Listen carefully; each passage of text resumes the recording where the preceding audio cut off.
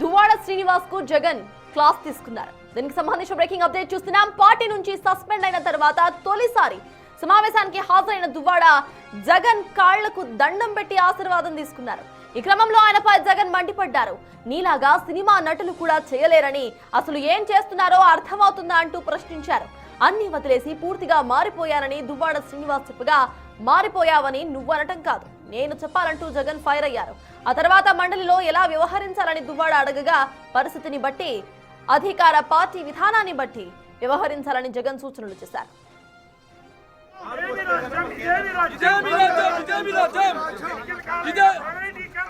జగన్ తో భేటీ అనంతరం దువ్వాడ శ్రీనివాస్ మీడియా ప్రతినిధులతో చిట్చాట్ ను నిర్వహించారు. శ్రీకాకుళం జిల్లాలో ధర్మాన సోదరుల వల్ల పార్టీకి జరుగుతున్న నష్టాన్ని జగన్ కు వివరిస్తానని దువ్వాడ స్పష్టం చేశారు. జిల్లా రాజకీయ పరిస్థితులపై పూర్తి నివేదిక ఇస్తానని అన్నారు. రాబోయే రోజుల్లో శాసన మండలి వేదికగా ప్రజా సమస్యలపై తన వాణి వినిపిస్తానని తెలిపారు.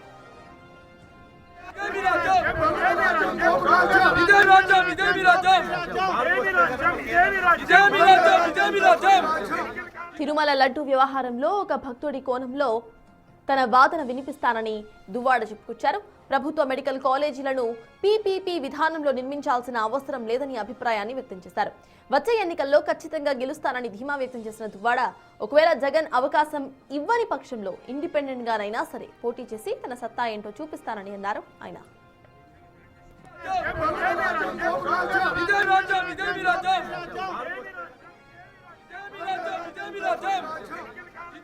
ఇక దువ్వాడపై క్లాస్ తీసుకున్నట్టుగా తెలుస్తోంది జగన్. అనంతరం కూడా దువ్వాడ చిట్చాట్ ను సైతం నిర్వహించారు. దానికి సంబంధించిన పూర్తి అప్డేట్స్ మా ప్రతినిధి రాజేష్ అందిస్తారు. రాజేష్, చెప్పండి, ఇటు దువ్వాడకు సంబంధించి జగన్ కాస్త సీరియస్ గా మాట్లాడినట్టుగా తెలుస్తోంది. అనంతరం కూడా ఆయన ఒకవేళ గనక జగన్ సీట్ ఇవ్వకపోతే ఖచ్చితంగా కూడా ఆయన ఇండిపెండెంట్ గా సైతం పోటీ చేస్తాను అంటూ కూడా దువ్వాడ చిట్చాట్ లో తెలిపినట్టుగా తెలుస్తోంది. సో ప్రెసెంట్ అసలు దువ్వాడకు సంబంధించిన డీటెయిల్స్ ఏంటి? ఇటు వైసీపీకి దువ్వాడ మీద ఎటువంటి ఇంప్రెషన్ ఉందనుకోవాలి? దువ్వాడ ఏమంటున్నారు?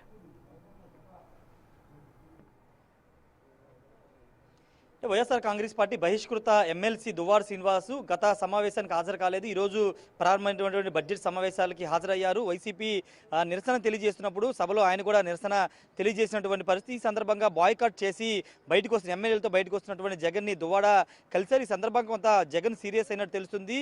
ఏం చేస్తున్నావు, సినిమా నటులు కూడా ఈ విధంగా చేయరు, ఎందుకు ఇలా చేస్తున్నావు అంటూ ఆయన ప్రశ్నించినట్టు తెలుస్తుంది. ప్రశ్నించిన వెంటనే ఇప్పుడు నేను మారిపోయానంటూ జగన్ వద్ద దువ్వాడ చెప్పుకునే పరిస్థితి వస్తుంది. అయితే అంతేకాదు, ఇవన్నీ కరెక్ట్ కాదనే ఉద్దేశంతో జగన్ మాట్లాడినట్టు తెలుస్తుంది. అయితే త్వరలోనే జగన్ని కలుస్తాను, మిమ్మల్ని కలుస్తానంటూ దువ్వాడ కోరినట్టు తెలుస్తుంది. తర్వాత కలవాలని కూడా జగన్ సూచించినట్టు తెలుస్తుంది. అయితే ఆయనతో కలిసి వచ్చినటువంటి వీడియోలో ఏం మాట్లాడారు, ఎగ్జాక్ట్గా జగన్ ఇదే మాట్లాడారా అని దానిపైన ఇంకా స్పష్టత రావాల్సి ఉంది. వాస్తవంగా మీడియాతో చిట్ చాట్ చేస్తున్న సందర్భంగా దువ్వాడ చెప్పిన వెర్షన్ వేరేగా ఉంది.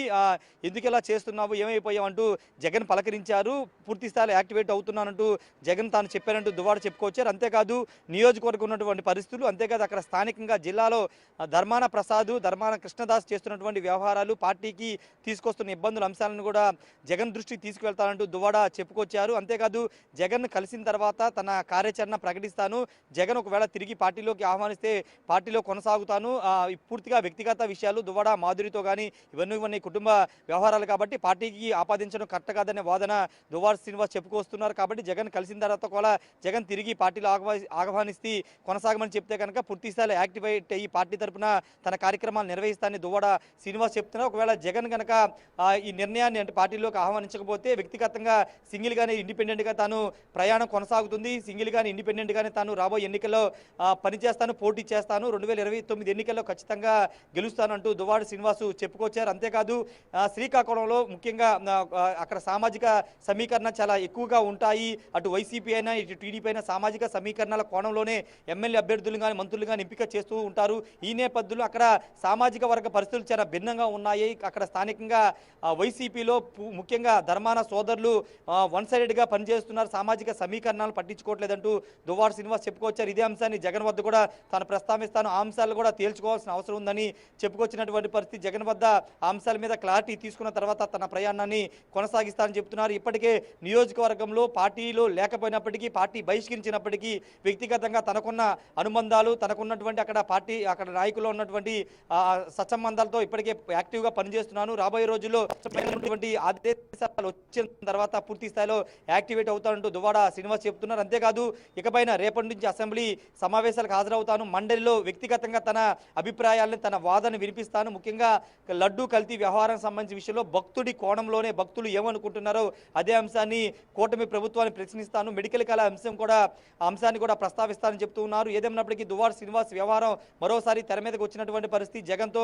మాట్లాడడం కానీ, జగన్తో మాట్లాడిన తర్వాత మీడియాతో ఆయన చేసిన చిట్ చాట్లో మాట్లాడినటువంటి పాయింట్స్ కొంచెం కీలకంగా ఉన్న నేపథ్యంలో ఇప్పుడు దువ్వాడ శ్రీనివాస్ వ్యవహారం మరోసారి తెర మీదకి వచ్చింది. చూడాలి మరి రేపటి నుంచి అయినా మండలికి హాజరవుతానని చెప్తున్నారు. ఎమ్మెల్సీగా తన వాదనని మండలిలో బలంగా వినిపిస్తాను, ప్రభుత్వాన్ని ప్రశ్నిస్తానని చెప్తూ ఉన్నారు. కాబట్టి రేపటి నుంచి అయినా వెర్షన్ ఎలా ఉంటుంది, ఎలా కొనసాగిస్తారో చూడాల్సిన అవసరం ఉంది.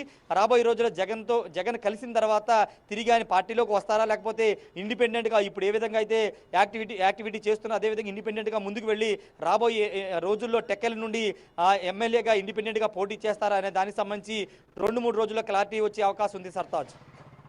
అయితే రాజేష్, ఇటు ప్రెసెంట్ మండలిలో ఎలా వ్యవహరించాలి అంటూ కూడా దువ్వాడ జగన్ అడిగినట్టుగా తెలుస్తోంది. సో దానికి సంబంధించి అంటే ఇటు వైసీపీ సైడ్ నుండి, జగన్ సైడ్ నుండి దువ్వాడపై పాజిటివ్ కార్నర్ ఉందని అనుకోవచ్చా మనం?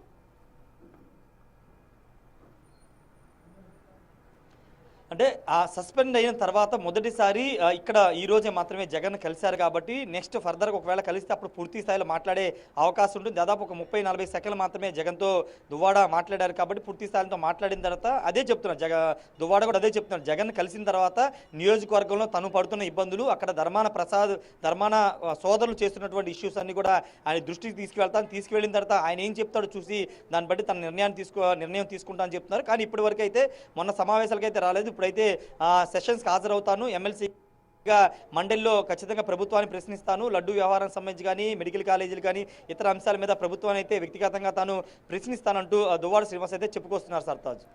Thank you Rajesh.